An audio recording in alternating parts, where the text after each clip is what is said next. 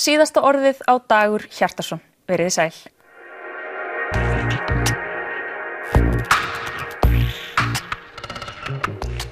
Í október hækkaði kjararáð þingfararkaup 340.000 upp í 1,1 milljón. Það gerir íslenska þingmenn þá þriðju launahæstu í Evrópu og eftir austurrískum og ítölskum þingmennum. Og býtu, hvaða rugl er það eiginlega? Hafa austurrískir þingmenn leiðrétt heilt efnahagshrun?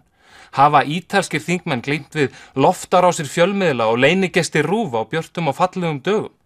Kunna þingmenn þessara þjóða yfir höfuð að hvíta letur á forsíðum skýrslna? Það er bara algjörlega ólíðandi að einhver Frans eða Giovanni séu með hærri laun en Ásmundur fucking Friðriksson sem eitt síns liðs afsannaði lygasögunum með meinta álag á Landspítalanum. Reyndar og sem betur fer eru íslenskir þingmenn með alls konar mánaðarlegar skattfrjálsar greiðslur, til dæmis 80.000 krónur í ferðakostnað og 90.000 í starfskostnað og 130.000 í dvalarkostnað ef þeir búið út á landi.